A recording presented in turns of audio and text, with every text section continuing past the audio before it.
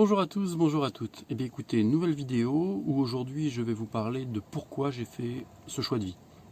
Donc pourquoi l'entrepreneuriat, pourquoi est-ce que j'ai préféré rentrer dans mon moule plutôt que de rentrer dans le moule.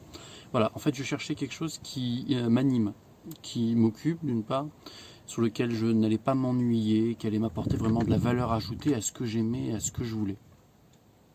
J'ai 18 ans dans le contexte crise économique 2008-2009. Je cherchais pour moi une source de revenus, pour moi peut-être mon élan de vie, et malheureusement ça a mal commencé. Voilà. Donc en fait j'avais un compte qui était coté en action, je ne le savais pas puisque j'étais pas encore majeur et du coup j'ai été un petit peu spectateur du truc. J'ai eu des comptes accès, enfin des codes d'accès par internet et j'ai vu mon compte doucement descendre, gentiment mais sûrement. Et du coup, avant ça, j'étais parti pour me dire voilà, j'ai un petit pécule de côté, je vais faire augmenter ce patrimoine-là et devenir autonome financièrement, mais uniquement avec du capital action. Comme voilà, il n'y avait pas eu de gros crash depuis plusieurs dizaines d'années en arrière. Enfin, sauf les attentats de 2001, mais globalement ça se passait bien. Donc du coup, j'étais vraiment avec cette optique-là. Et puis, badaboum, voilà, je prends pas encore les commandes du titre, enfin des titres, et je me retrouve avec une bave dans ma tête d'entrée.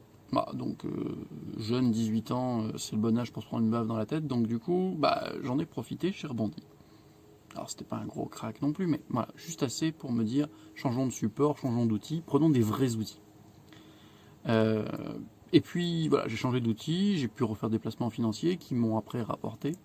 Mais j'ai vite compris que voilà, ça ne pouvait pas être une finalité en soi, que ça ne pouvait pas être voilà, mettre les yeux, tous ses œufs dans le même panier, c'était une erreur. Et même si il y avait une entrée d'argent extérieur, genre un poste de salarié ou autre, il y avait une espèce de saturation qui allait opérer, alors peut-être pas forcément tout de suite, peut-être dans 10 ans, et là finalement 10 ans après, on retourne dans une situation voilà, délicate, sur une approche purement financière et économique dans le monde. Donc du coup, changeons de fusil d'épaule.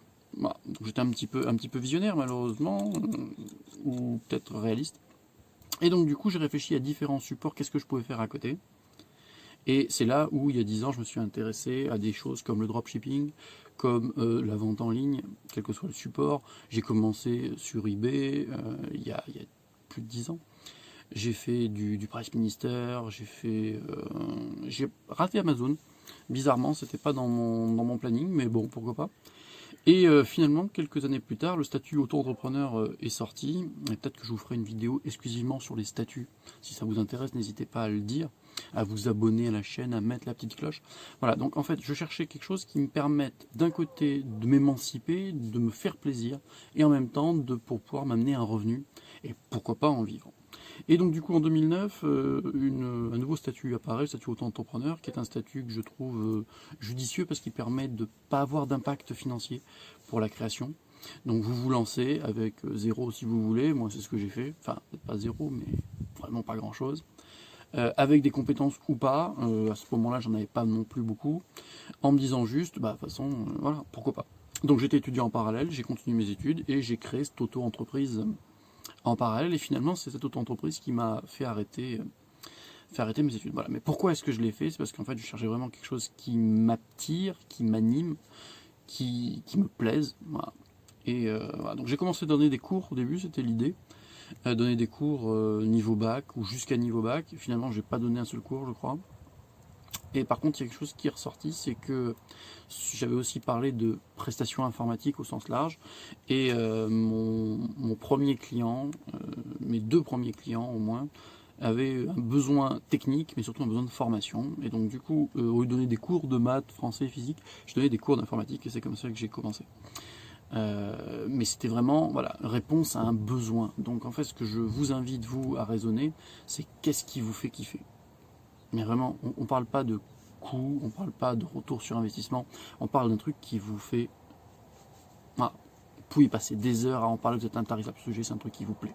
Moi, au jour d'aujourd'hui, c'est la création d'entreprise, c'est le développement personnel, c'est vraiment un truc où je pourrais coacher quelqu'un pendant des heures et des heures parce qu'il y a énormément de choses à dire. Tout, en fait, est une synergie de ce qu'on veut faire. En fait, on a notre attitude dans la position des mains, la position des pieds, dans la manière de parler, dans l'auditibilité, dans la diction, dans le choix des mots. Votre cerveau, pendant qu'il va rechercher les mots, etc., va mettre plein de fonctions recherche ou de fonctions analyse qui vont tourner. Et la personne en face, si elle est compétente, qualifiée, ne serait-ce qu'au courant, va pouvoir capter ces indices, hein, position de la bouche, position de la tête. Donc là, on est sur une caméra avec une vue en contre-plongée, par exemple. Ça, c'est pas forcément l'angle où on regarde les gens souvent. Enfin, je veux pas critiquer les gens de petite taille, c'est pas le but du jeu. Mais voilà, donc il y a plein d'arguments qui puissent mettre en avant vos compétences. Donc le secret, c'est valoriser ce que vous savez faire et répondre à un besoin. Maintenant, si vous vous dites, mais moi je sais rien faire, ou mais personne n'aura jamais besoin de ce que je fais, à ce moment-là, je vous invite à mettre un petit commentaire et on en rediscutera, soit en message privé, soit par le commentaire de YouTube. N'hésitez pas.